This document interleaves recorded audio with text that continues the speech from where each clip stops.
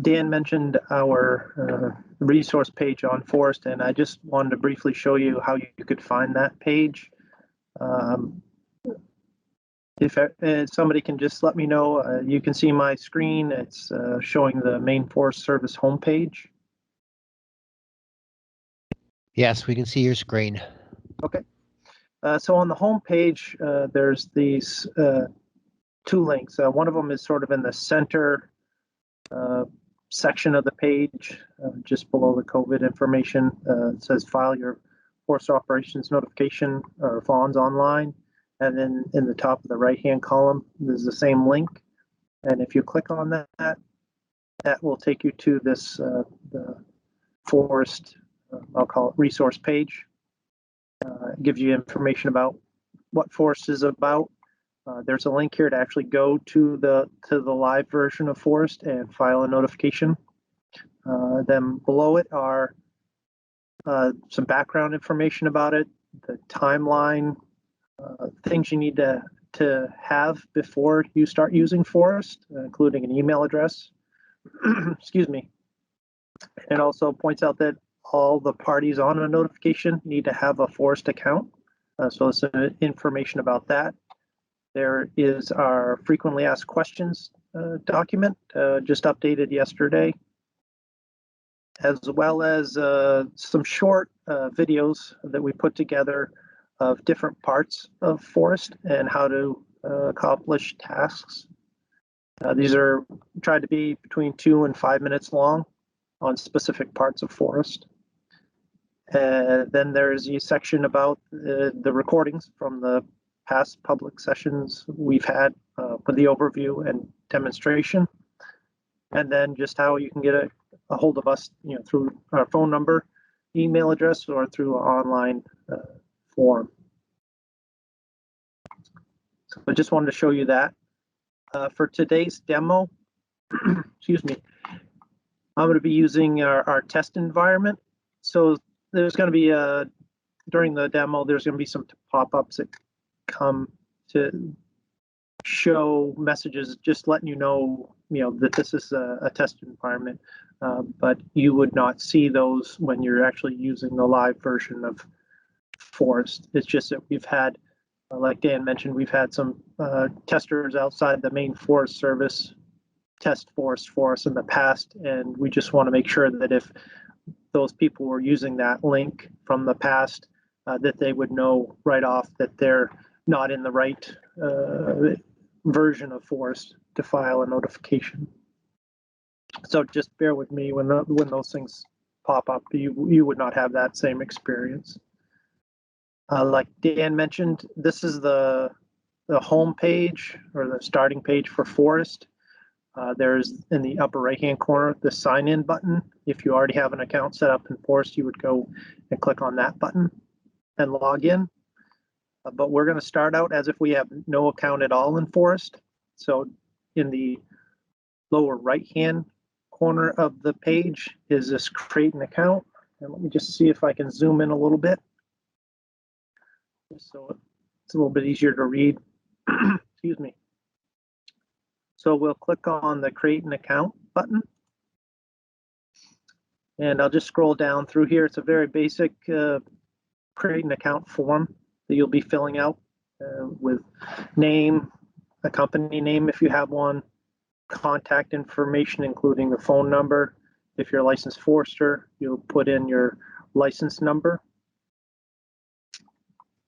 your email address, your password, and this is based on the security standards of the state of Maine, so there's these requirements, and then your physical address as well as your mailing address. And then once that's all filled in, you just click create an account. So we'll just go through the process of creating one here.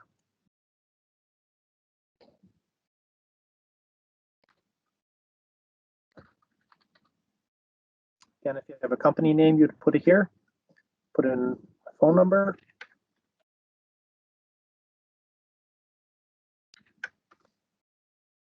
And you'll see, and I'll try to point them out as we go along, we've built in some of these help notices just to provide you with more information on what we're looking for.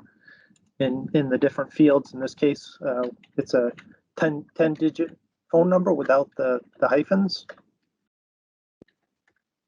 And then once you've satisfied that requirement, that little message goes away.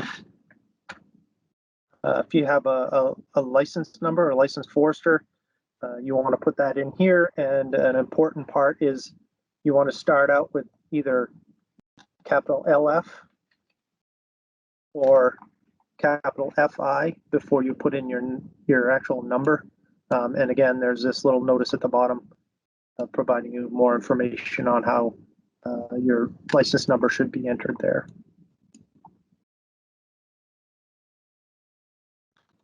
You want to put in the email address that you're going to be using to log into FOResT.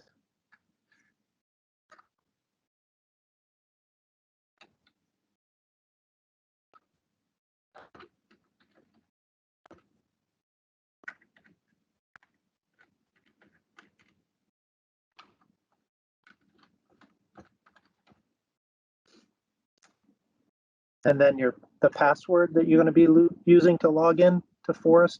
And I mentioned these requirements down here for what the password has to contain. And as certain requirements are being met, they will fall off this list. So eventually when you have a correct password that meets the requirements, there will be no further requirements listed below it.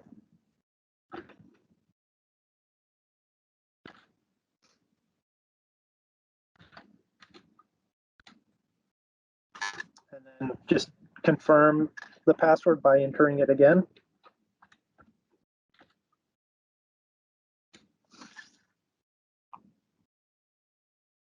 And then we'll enter a physical address.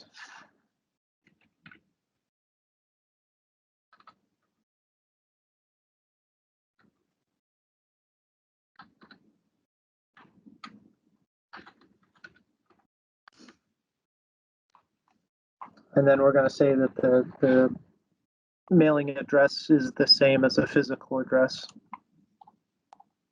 And then you want to click create an account, but I do want to demonstrate the feature here. And actually I'm going to change it up. I did leave the zip code out, but I'm going to change this so that you can see in the past, people have been experiencing issues where they'll get down to the end here and they'll click create an account and nothing will happen.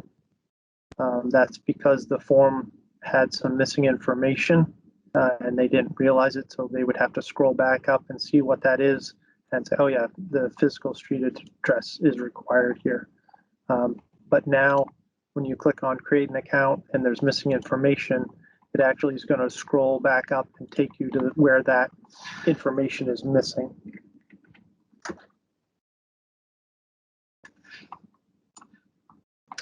And then once you have the form completed, you would click create an account button. And this message will be displayed saying that you're almost there. But for security, you need to check the email, your email address that you put in.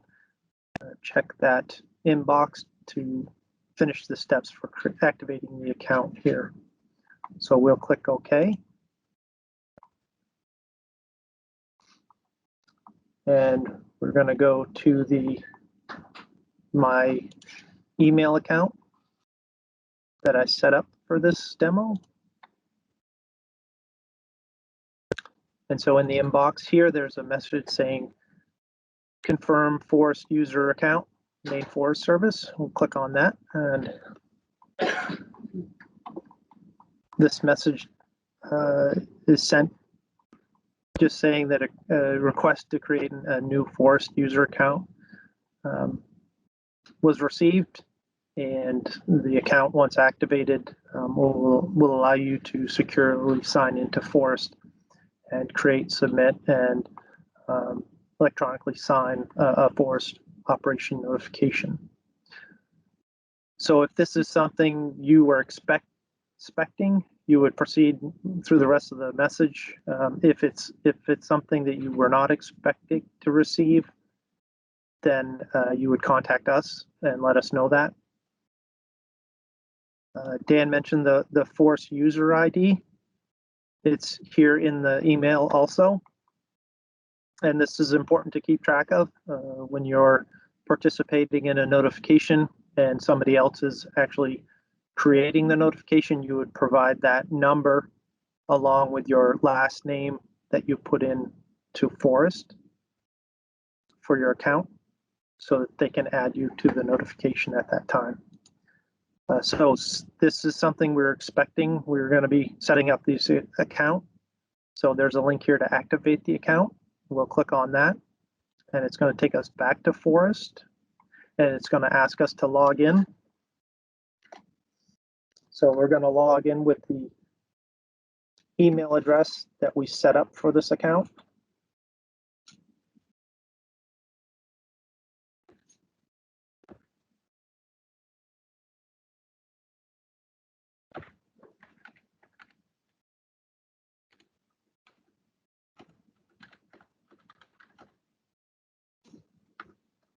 And then you enter the password that you also set up in that when you were creating the account.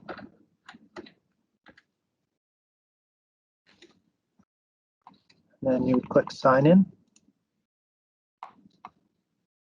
And again, this is just a pop-up saying you're in the test environment, and that's just for this demo today.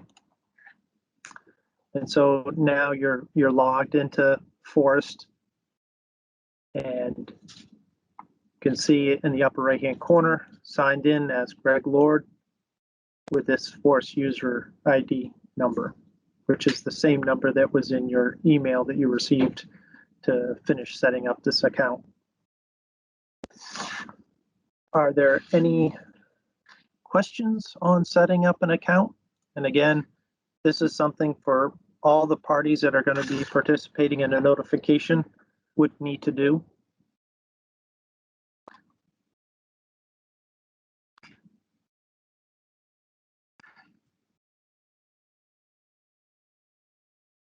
All right. So we've logged into FOResT now, and we're looking at what is called the dashboard page. Dan went over it. Excuse me, and I'll just point out here, you have the button here to create a notification, which we'll dive into shortly. There's also my pending notifications, and these are ones that either you're working on and had to pause for one reason or another and it's in a draft status, or they're ones where you've done your part and you're waiting for other parties to certify their participation, and those would be in a pending certification status.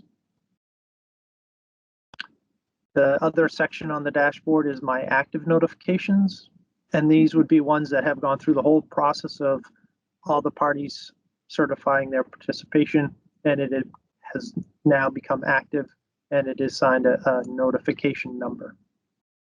Where I've just set up this account, there's nothing going on here on the dashboard yet. I'll, towards the end of this demonstration, I will actually show you a different dashboard that has a little bit more going on so you can see the other parts of it. So for now, we'll start. To create a notification, just click on Create Notification button.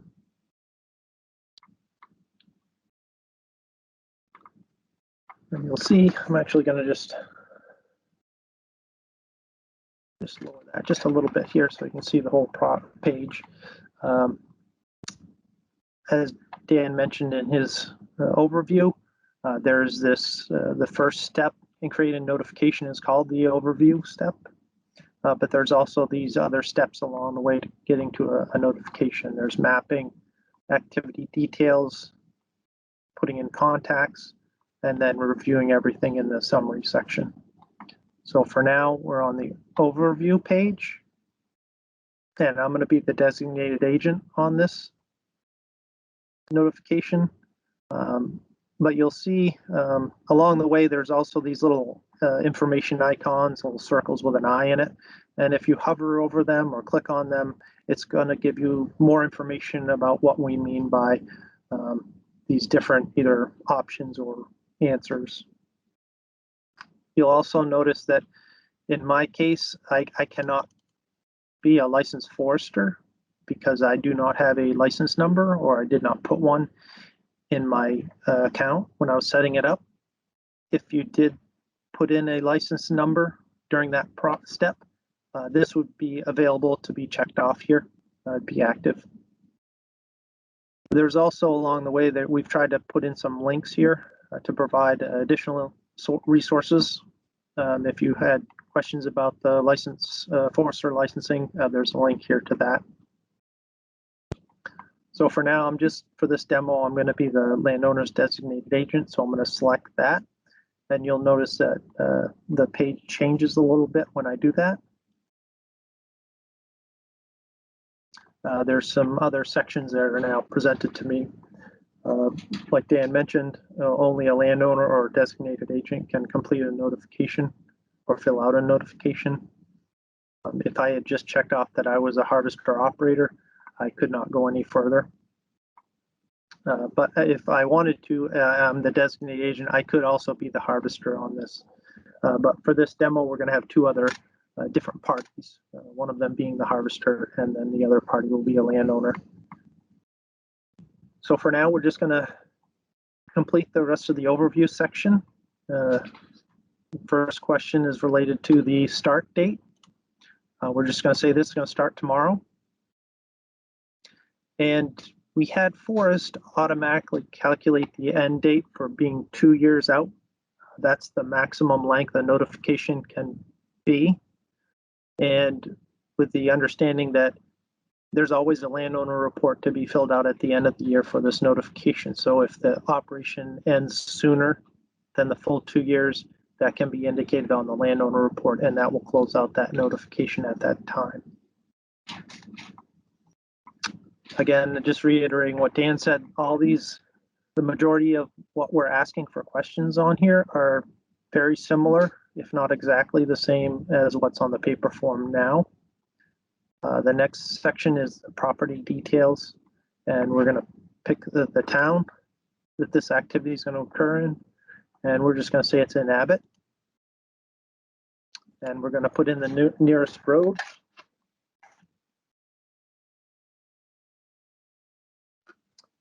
And then the parcel size, let's say it's 250 acres. And then we're going to say that it is in tree growth. And that completes the overview section. The next step here will be going to mapping, where we put in the town of Abbott. So when we click next, the mapping is going to take us to the town of Abbott. But before I do that, are there any questions on the overview section?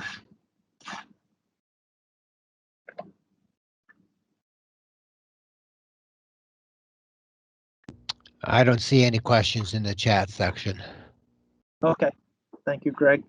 So I will move on to the next step, which is mapping. Click the next button here.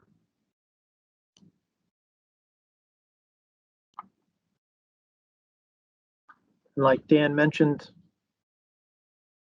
Abbott is centered on the map here, and it has the same navigation features as if you were familiar with Google Earth. You can have the buttons here to the right to zoom in, zoom out.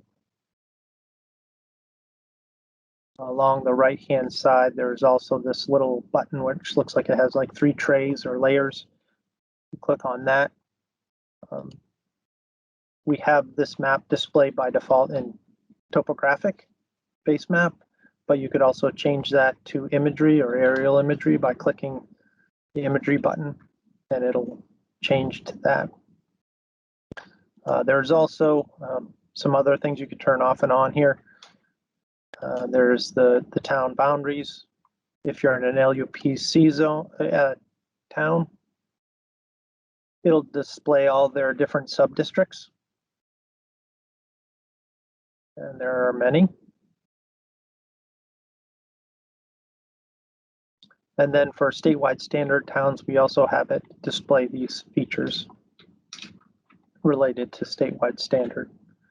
We also, by default, we have it off, but we also display if there are critical wildlife habitat based on the U.S. Fish and Wildlife Service, either Canada lynx or critical salmon habitat. and that's just at the town level. So if the town has that critical habitat, the whole town is displayed there, and that's just for a reference for you. Just turn that off so it doesn't get too busy for us here. And I'm just going to scroll back up to the top here. I'm just going to, for the moment, I'm just going to change that back to topo. And to close this little menu here or options, you just click on those 3 trays again to close them. And right now, Abbott is a statewide standard town, but right now it's not displaying any of the statewide standard features. Once you zoom into a certain level, you'll see it here that those features start to be displayed.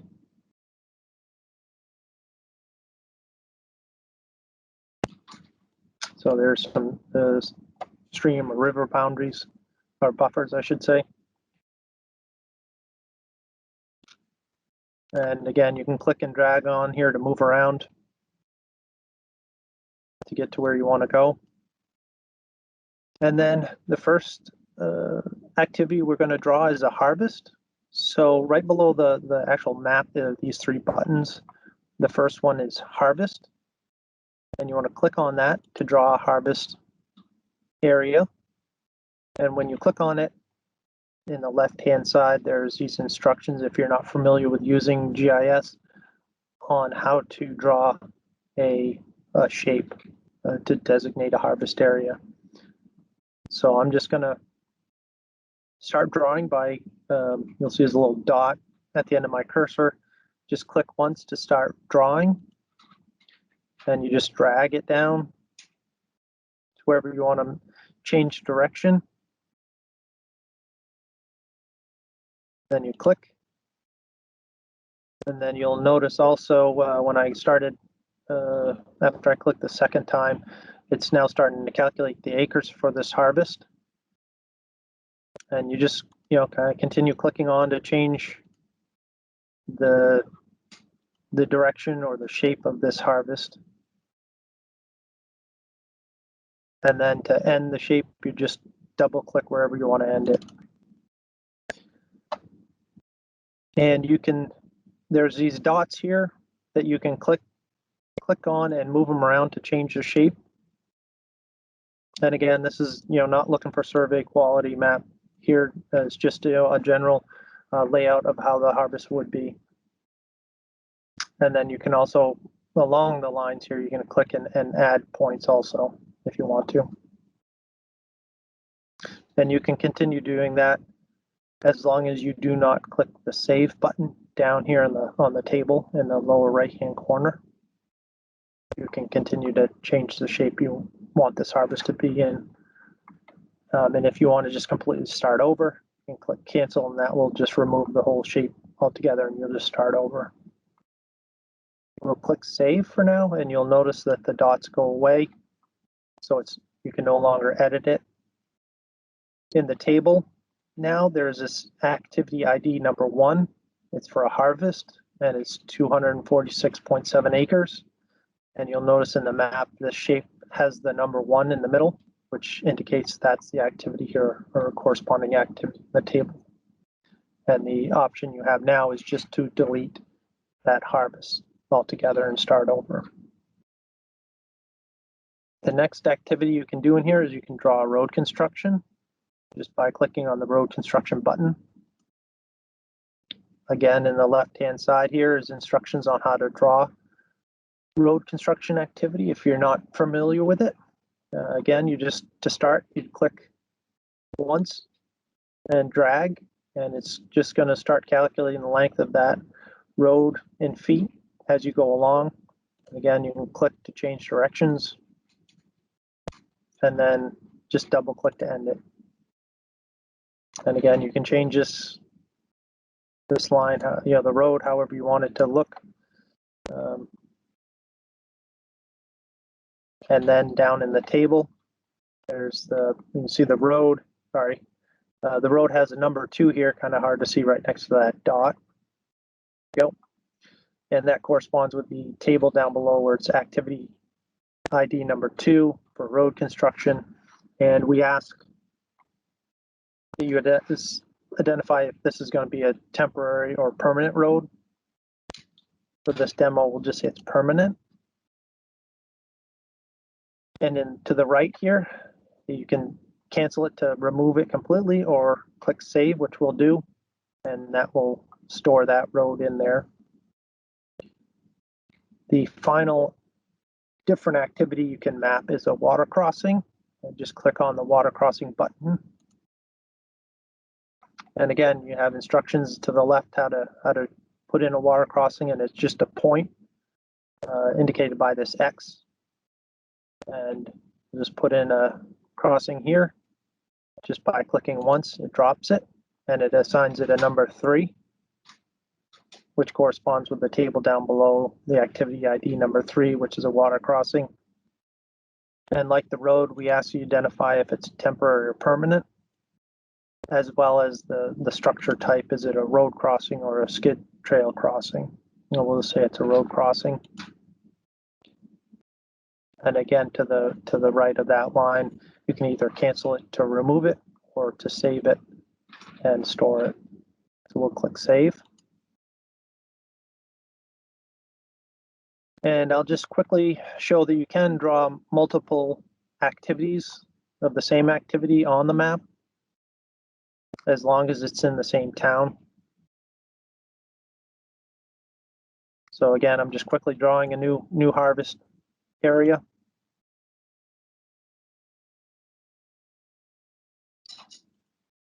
And again, you can change your shapes however you want to for it. And it is the 4th activity here, 150 acres.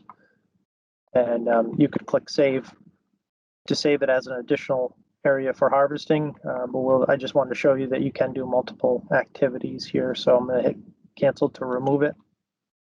And then the one thing I forgot to mention with the water crossings, and I'll throw another one in here just to show you, is that you can drop it wherever you want. And then you can move it if you want. You just click and drag it to wherever you want to do to put that activity. And then again, same questions here, permanent or is it permanent or temporary, and is it for road or skid trail? All right.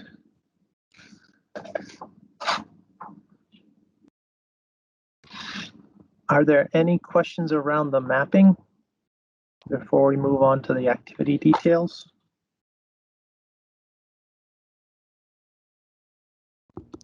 There are no questions in the chat window. Okay, thank you. So, like Dan mentioned in his overview, the next step is activity details. And the questions presented in the activity details are based on the activities that you map here.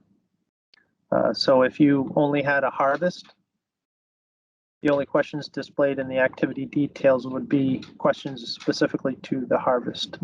You wouldn't be presented with additional questions around road construction or water crossings because you did not map those activities. So we tried to kind of present you with just the questions you needed to answer. And, like the paper form, you have to kind of make allowances for every possible activity. So all the questions are on there, but here we were able to have it be a little bit more dynamic and only ask questions that need to be answered. So the activity details, the first section is around harvest activities, and it asks you how many acres do you anticipate harvesting. And I want to show you that we have some checks built in here. So if we put in, well, we want to do 500 acres, there's this message it displays saying, hey, you said that this parcel is only 250 acres in size. So either you need to reduce the harvest size or go back to the overview section and change it so they match or are more realistic. So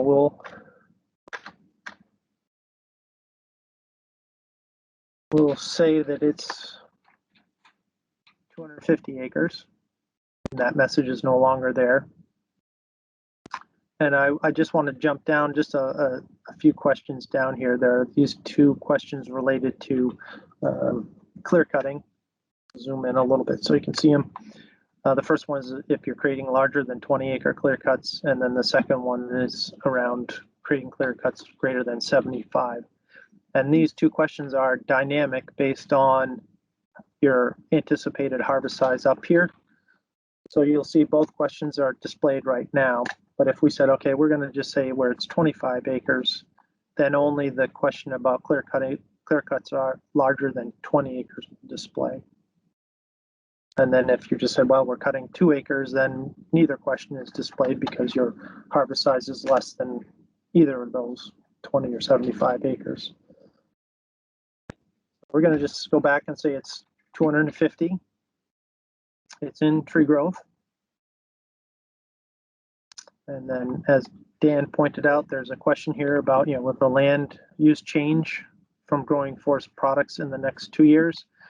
If you check no, nothing happens around that question. But if we check yes, you're presented with two additional questions. The first one is to pick the post-operation land use. And again, we're just asking you to identify in a broad category. We don't need to know that it's a cornfield or a wheat field or a blueberry field. It's just, it would be agriculture.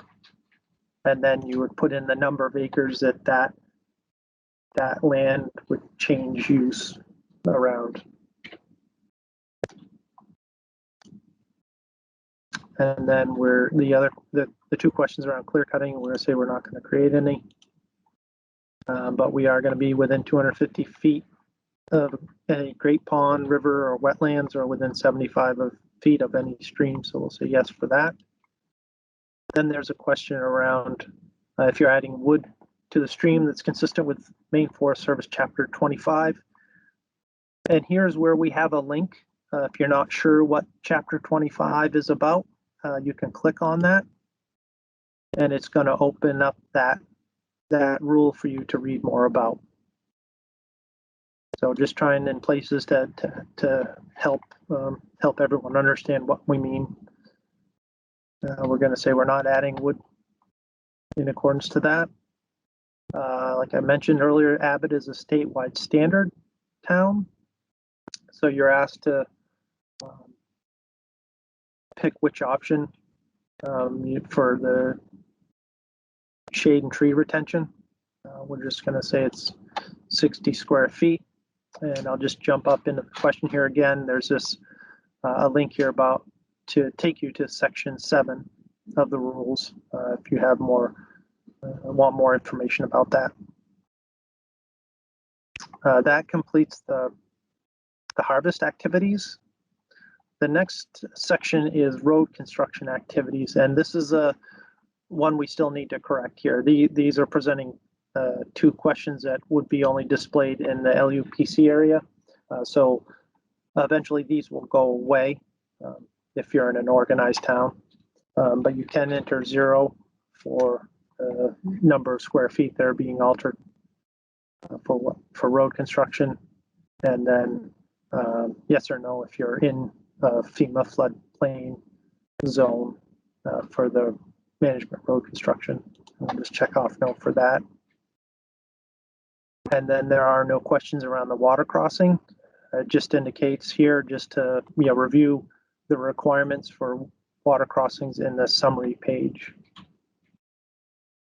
And that takes care of the activity details.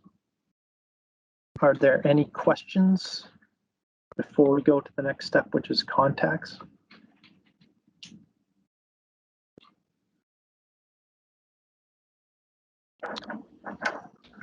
Again, there are no questions in the chat. If you have questions, you can either type them in the chat, raise your hand, or unmute yourself to go ahead and ask them.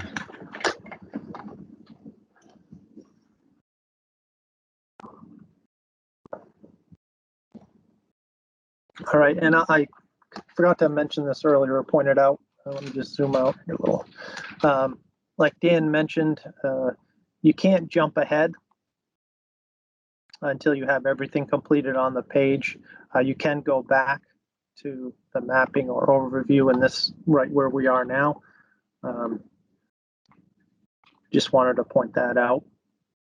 So we'll click next to go to the contacts. And this is where we're entering this notification as a designated agent. So we have to put on the notification the landowner as well as the harvest operator. So you've already been in touch with the landowner. They've given you the last name that they put in for their account in FOResT, as well as their FOResT ID number. Oops. So we'll enter their last name and their FOResT ID number.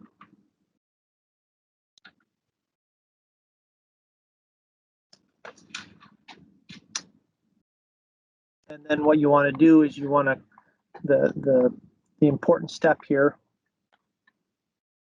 is you want to click this button. We've had some experiences where people are they're like, okay, I have their last name and their FOResT ID number in here, and they continue on. And then when they get to the bottom of the page and try to go to the next step, it's saying it's not complete. A key step here is once you've put in the last name and their FOResT ID, is you have to click this button that says find landowner, and the text here is going to be changing in the near future to something a little bit more descriptive that says, confirm landowner information or something like that. So you want to click on that, and that retrieves that landowner's information. And hopefully that would match what you have as a landowner for this notification. If it is not, you would click the remove button and then recheck the last name and the FOResT ID number for the correct landowner. And then we have these are two questions that, like Dan mentioned, they're from the landowner report form, but we brought them forward to be part of the notification just because there is a question on the notification now around ownership size.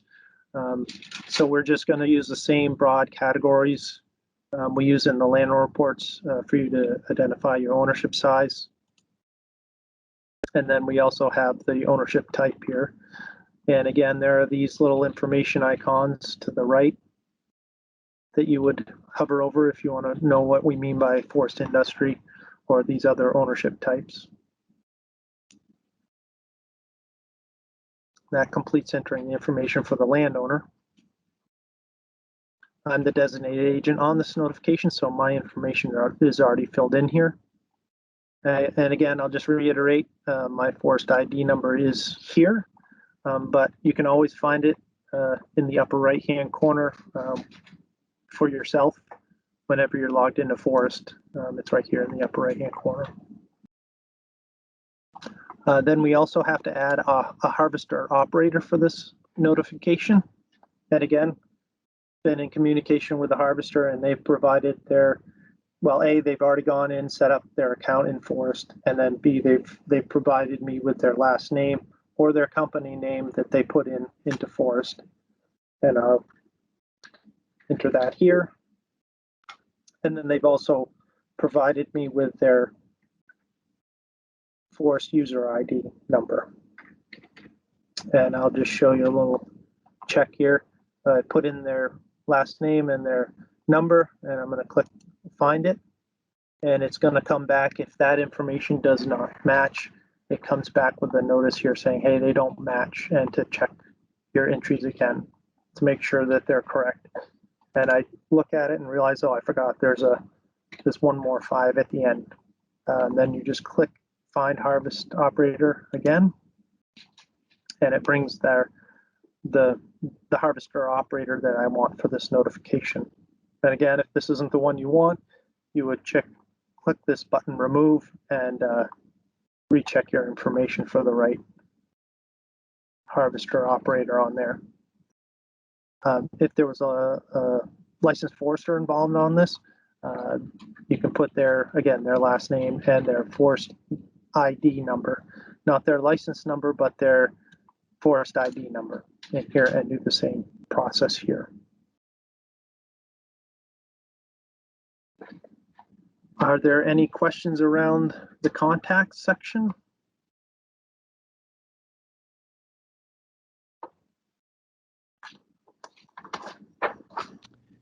There are no questions in the chat.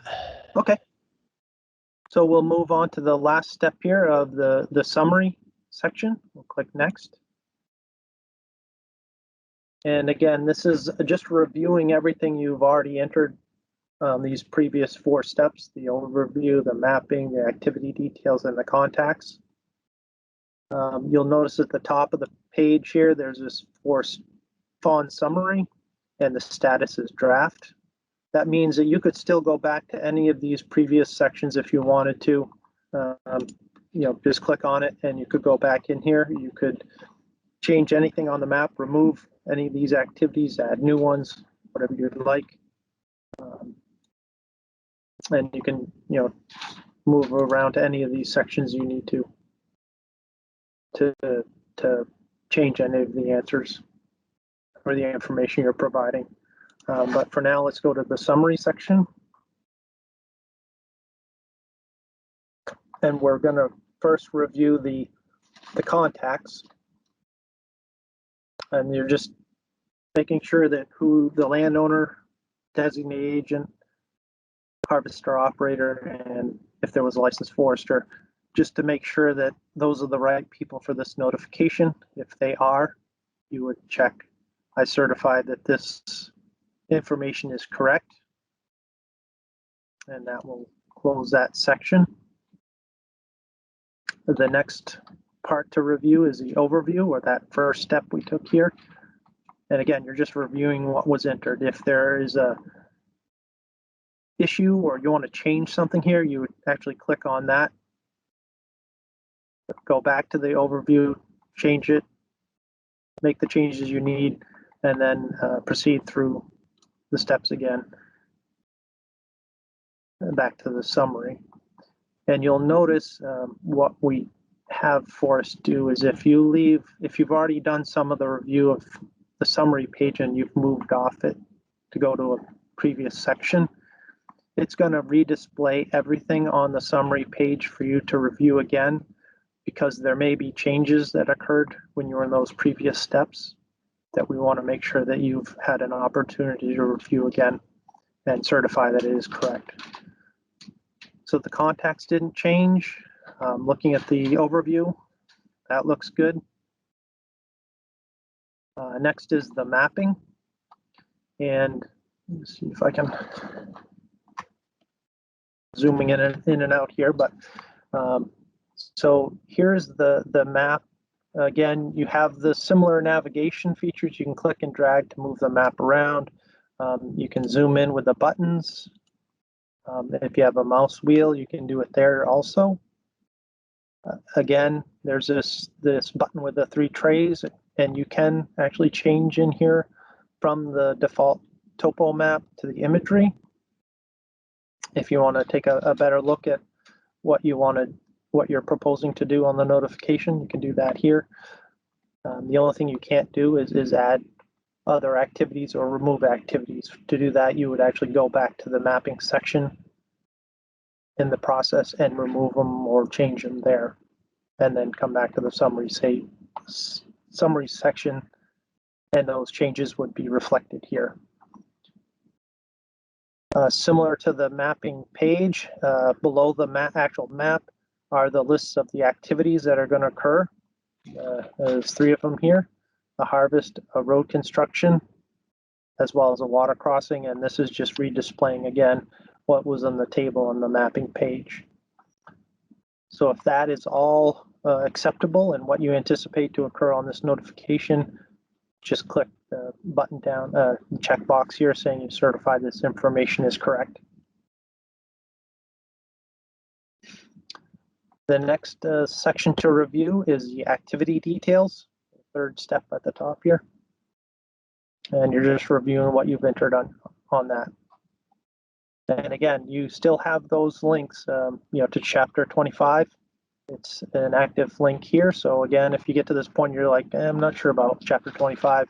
Again, you can still look at it here if you want to, as well as section 7, of Chapter 21 related to statewide standards.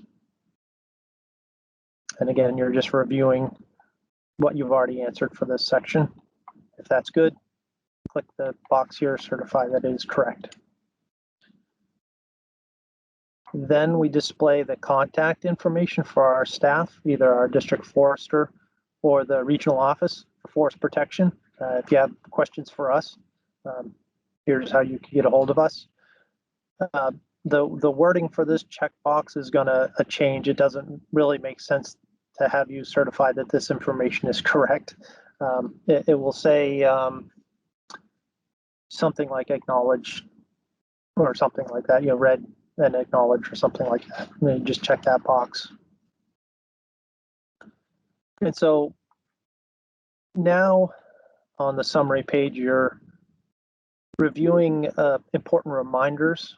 The first three here are appropriate for any activities you're doing with the notification. Just check with your town or municipality for any other local ordinances that may be applying to your activity. Be aware of all the rules before you start your activity, and then just plan your harvest well in advance. And then if there are specific important reminders around each activity, either harvest, road construction, or water crossings, they would be displayed here.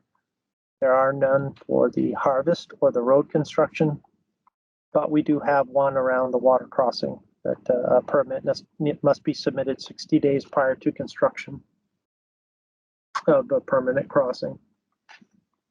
Right now, there is no option to kind of take the next step from here to actually filling out a permit by rule.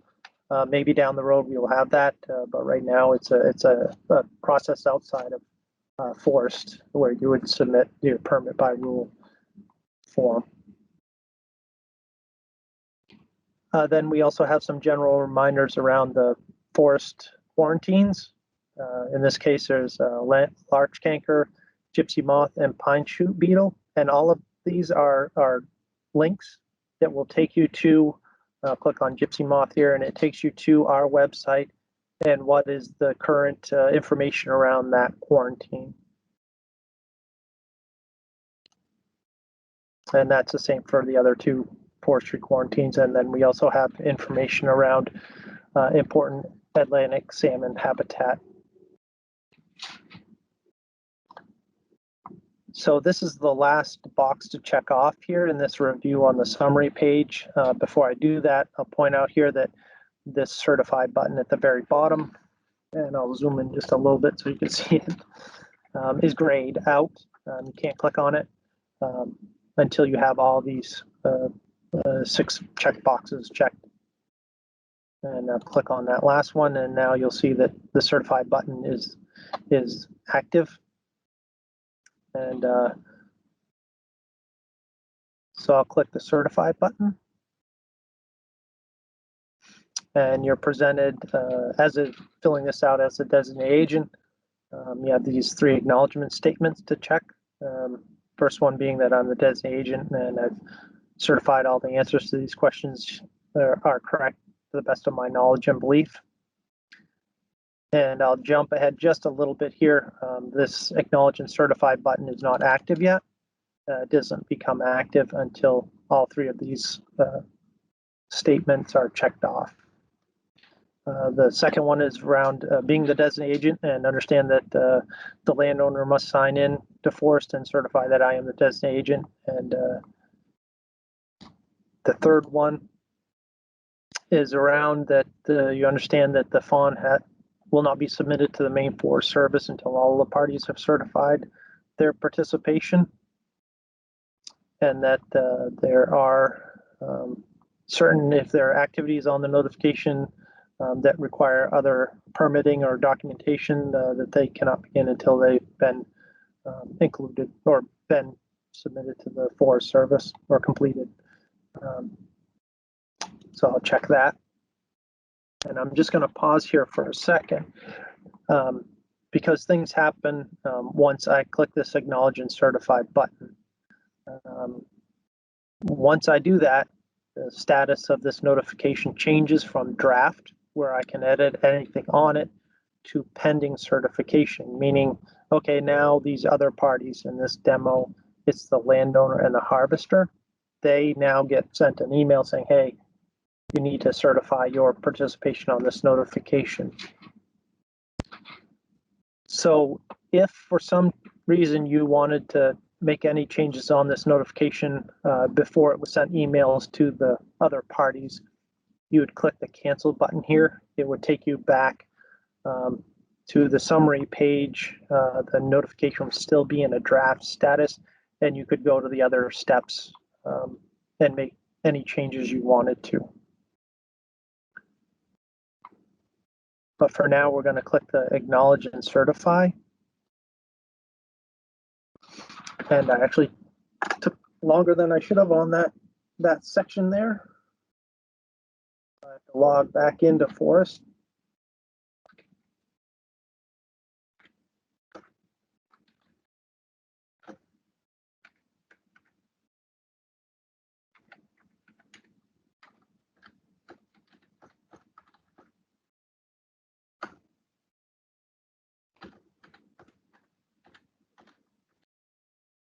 And that's just a security feature that we're required to have on FOResT. Close that.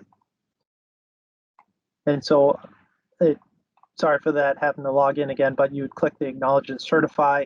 This message would come up saying that you've successfully certified this notification and that other parties or the other contacts are being notified to that it's ready for their certification and that you can review the summary page. So click OK. So this takes me back to the summary page. Things look a little different. There's no longer that the steps to creating a notification are no longer there. You're still on the FON summary page. However, the status has changed to pending certification. When we're on here before, it was in draft. And then the only option you have here is to withdraw that FON. And what that would do is if you click that, that would take it back to a draft status. The other parties would no longer be able to certify their participation in the notification. Then the new section here is just the certifications, just keeping track of when the different parties certified their involvement in the notification. And then the rest of this, I'll just scroll down through here slowly, but it's basically the information you reviewed on the summary page when you were checking the boxes to certify for the information is correct. But for now, there's no check boxes. This is in pending certification, so all you can do is just review what's on this notification.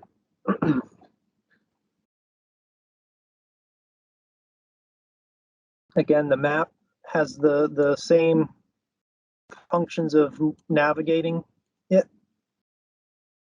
And change it to aerial imagery.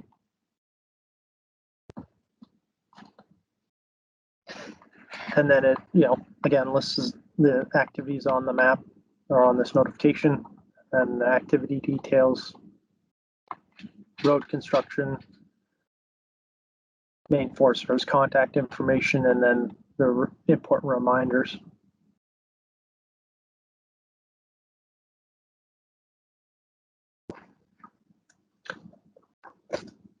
So as the designated agent on this notification, I've done all that I can do at this point. The only other thing you could do is contact the landowner and harvester and let them know, hey, they should keep an eye on their email. They should be getting an email very soon asking them to participate in this notification so that they can do their part to get this notification completed. So at this point, are there any questions around the summary page? The next step will be changing roles from designated agent, and I'll show you how a landowner, the process for them to certify their participation in this notification.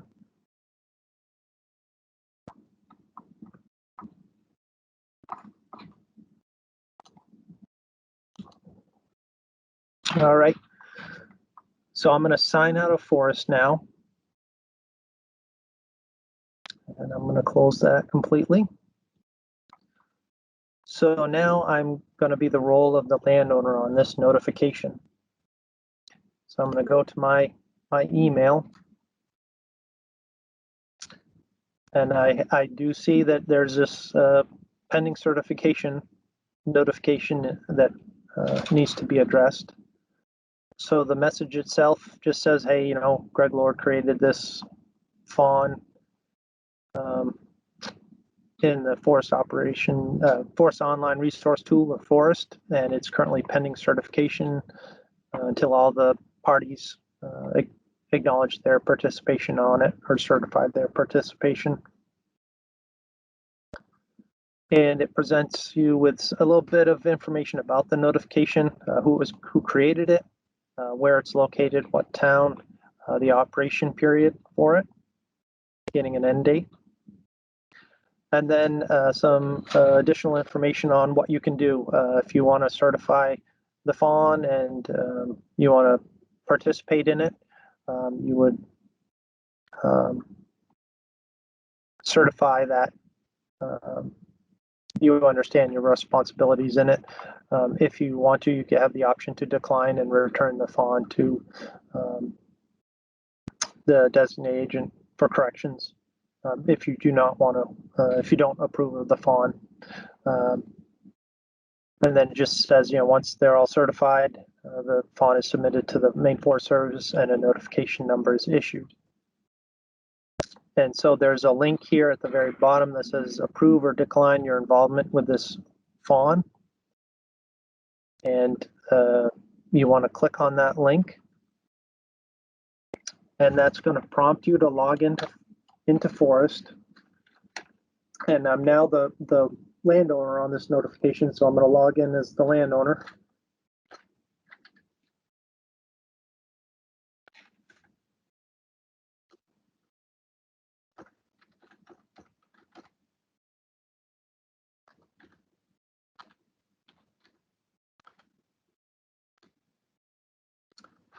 And the trick here is if you're clicking on the link in the email and you log in, you'll see here in a second, it's going to take you directly to the summary page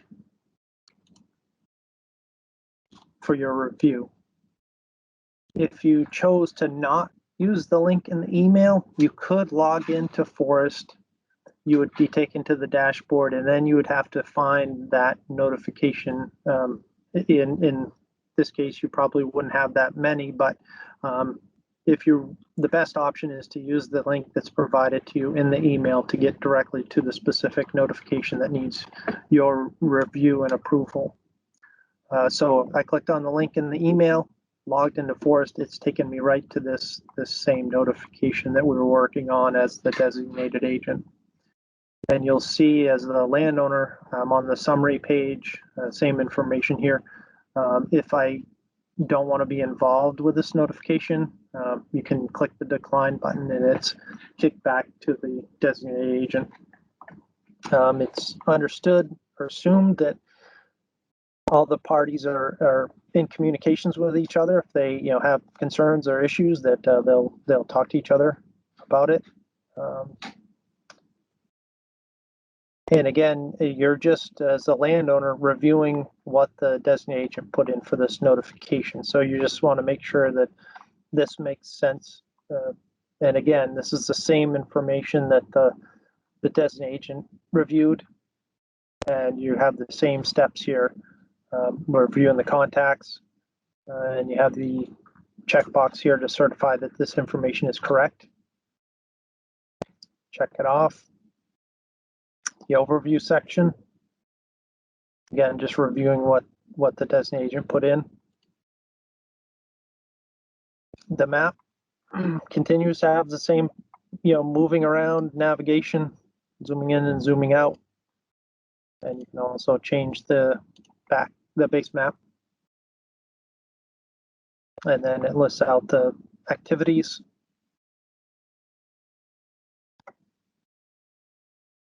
The activity details. Again, just reviewing what has been entered, and these links are still here. Chapter 25 and Section 7 of Chapter 21 are active. As a landowner, if you wanted to review that, you could.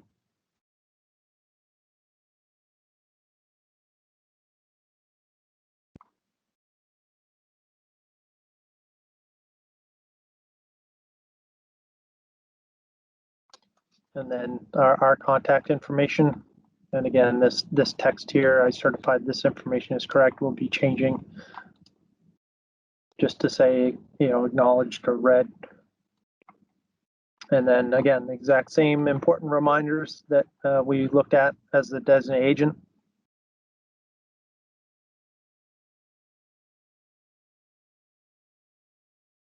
As well as the general reminders. And again, these are all active links, so you can look at the quarantine information if you're interested in that also. And then again, once all the boxes are checked here, the certify button becomes active. And if you wanted to, if something didn't make sense, or just you could still decline it here at this point. But we're going to say it's all good, and we're going to click certify. Again, there are 3 check boxes that need to be checked before you can acknowledge and certify as a landowner your involvement with this notification. The first checkbox is just saying that you're the landowner, and the answers to the questions are correct to the best of your knowledge and belief. And the second one is about, I've named the designated agent and given them responsibility. And then the last one is, again, if there are other parties that need to certify, they have to do that before it's submitted to the Forest Service and the number is generated, as well as understanding that activities on this notification can't be started if there are other permitting or documentation requirements here. Sorry, I'm just paraphrasing this. So, and then once you check that, again, you can still hit cancel here and withdraw it, or contact the designated agent and just go over things if you had questions or concerns. But for now, we'll just say we acknowledge and certify this involvement in this notification. And you get this notice just saying that you've successfully certified this notification, and their other contacts must certify the notification, but you can view, you can still review the summary. Again, the decline button is gone because you've certified as a landowner your involvement in this notification. It's still pending certification because we're waiting for the harvester to do their part. But it does record that as a landowner, I certified my involvement in it. And again, the same information here we just reviewed as a landowner, and is the same information if the designated agent was here would be seeing also. There's check boxes are gone, but you can review everything and still change the map if you like. Change the viewing of the map if you want to. But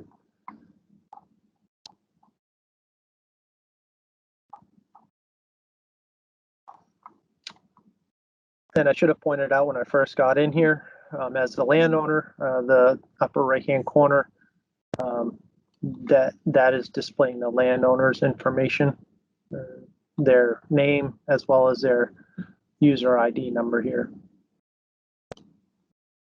So that completes the landowner's portion of certifying their involvement with the notification. I'm now going to sign out as the landowner.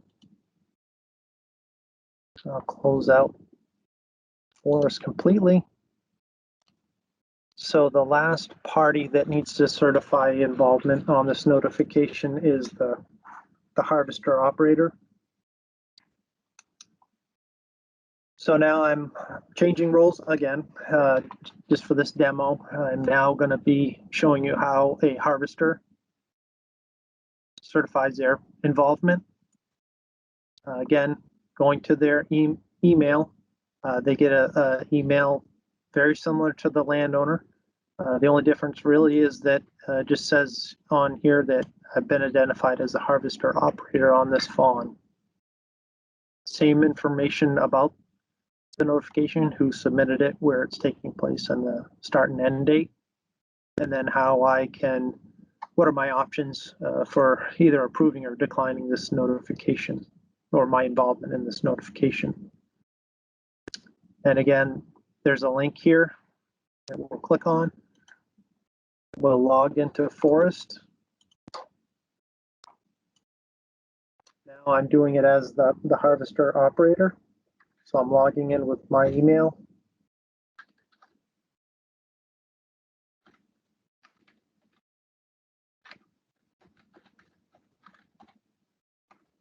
And the password.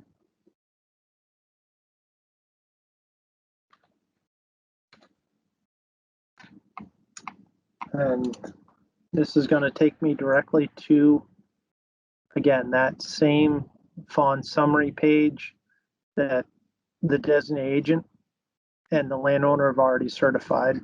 And this is the same options that the landowner had. I could decline my involvement with it completely. If I had questions, I could still reach out to the landowner or the designated agent if I had questions about it during any of this. But again, you're just reviewing what's already been entered for this notification, and you have these check boxes to certify the information is correct for each of the steps. The overview section, the map, and as I've shown many times, it's the same. There's some functionality here you can take advantage of. They're changing the base map, zooming in and zooming out. Get a good feel for where all this activity is taking place. And then the list of those activities. Certifying that is correct. Reviewing the activity details for this notification. Again, you still have these links here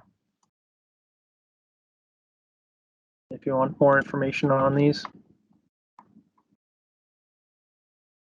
And just reviewing it. For service contact information. And then the important reminders. Again, all the parties are seeing the exact same information on this summary page. So we're not displaying different information depending on the role you have in this notification. Everyone is seeing the same information. So the reminders, quarantines, critical salmon habitat, and then check the last box and that certify button becomes active. We'll click the certify. And as the harvester operator, you're only presented with 2 check boxes. Just the first one is, the answers to the questions are correct to the best of my knowledge and belief. And that there may still be other parties that need to certify their involvement. We know from this demo that the harvester is the last one, but it's just to be aware that there may be other parties if you got in there ahead of the landowner, that there are other parties that may still need to certify their involvement, and that things can't happen until you get all the required permitting or documentation in place if it's required. And then your acknowledge and certify button is here. And so I'm just going to pause here for a second, get a drink of water, but also point out that up until now, this notification is in pending certification. Once, knowing in this demo that I'm the last party to certify involvement in this, once I click acknowledge and certify, the notification becomes active and a notification number is assigned. If for some reason I could still click cancel, decline it, back it all the way back to the designated agent, they could make adjustments to that notification and then repeat the same process of having all the parties recertify their involvement. So I just, up until now, there's still the ability to make changes to this notification. But once the last party has acknowledge and certify their involvement, it automatically becomes active and the notification number is assigned, and there isn't the ability to change the notification as it is right now. So I'll just click that now. And you'll see that it's now you've successfully certified this notification. It's been submitted to the Forest Service and is now active. We'll click OK, and we're on the summary page. And some things have happened here at the top. So like I said, there's now a notification number. The status is active. And then you have this button here for printing the posting. And this is going to look very similar to what is generated now with the paper forms. And then you just print that out however many times you need it. Because it's now active, we put in information about landowner reports right at the top here, just so that people are aware that that's coming down the line to them. Just what is a landowner report and how we use it, the information, and who needs to fill it out, and when it's due. And that component, filling out landowner reports, is part of FOResT. Right now, we have it set to turn on December 1st of this year. And so we'll have demos specifically about filling out landowner reports in here probably later this summer in fall. And then again, this is I'm logged in as the upper right hand corner here. I'm the harvester operator with my ID number. So I'm just reviewing. Again, you can look at this summary information for this notification. It's what we've looked at multiple times now. So it's just here for you to review. There's a couple of other things I want to show with the dashboard and editing your profile. But before I do that, are there any questions around the sort of the certification process of other parties on a notification?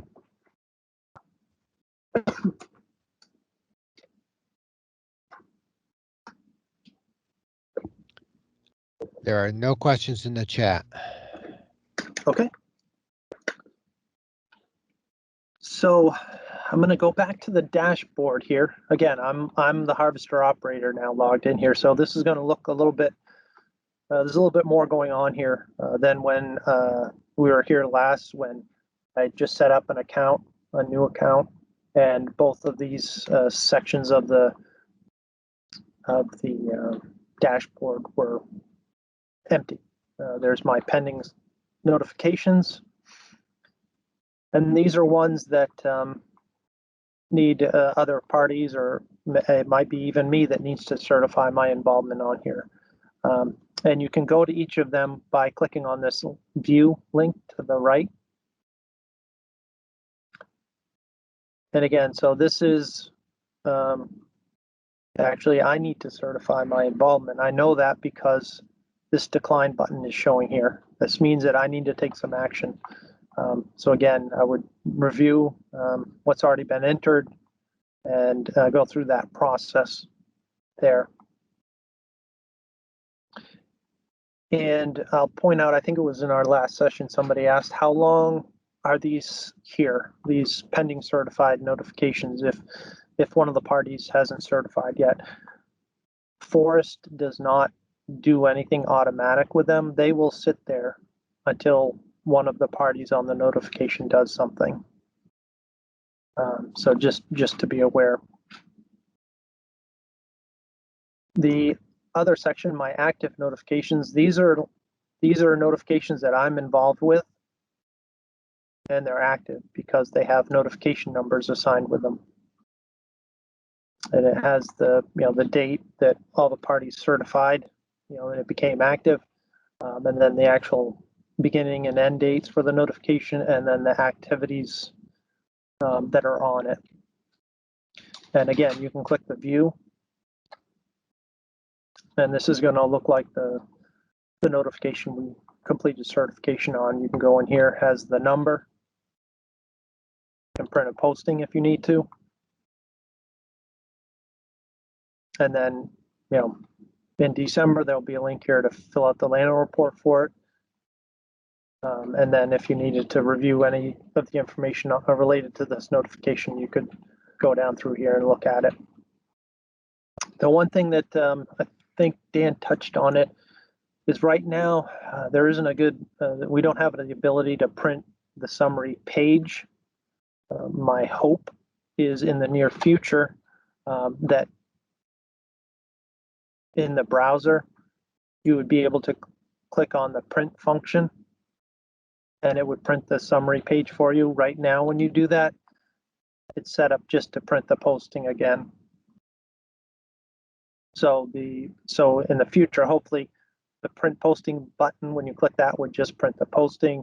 And then when you do the actual browser print function, it would allow you to print the summary.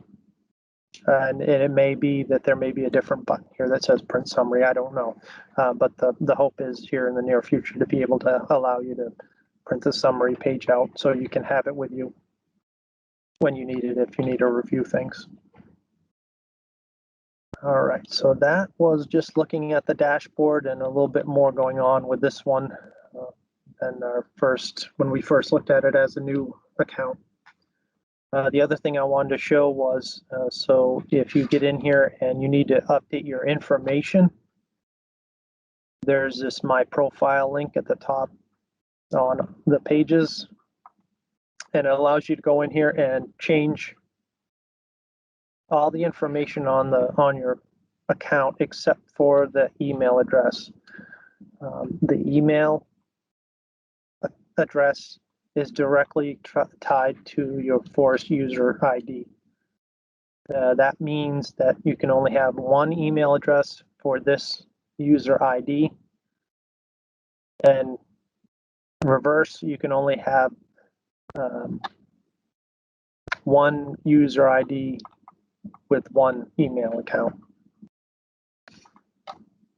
And then you would just, besides that, you'd make the edits here and then just click update my profile and that would update it.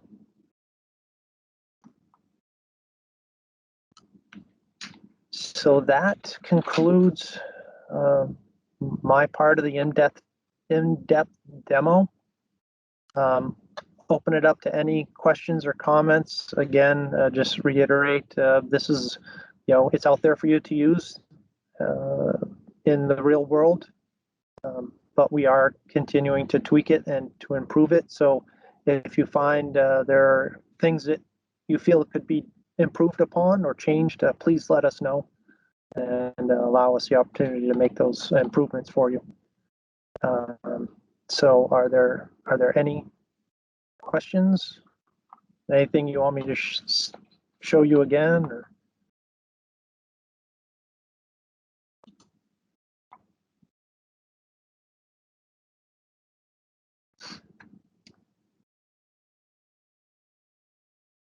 Again, if you have questions, you can either type them in the chat, unmute yourself and ask them, or raise your hand.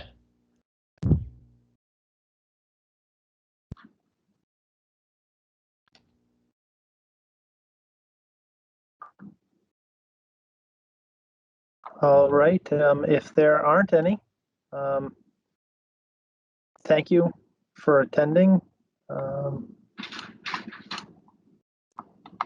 Stop sharing here.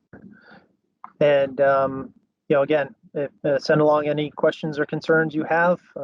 Again, this was recorded and we'll have that, hope to have these recordings posted by this Friday. So, I appreciate you taking the time to sit in with us, and hopefully it was a helpful session. Thank you, Dan and Greg and George and Stephen and Mort. I think we're the team members on here for today. So if there are no other comments, or questions, thank you and have a good day.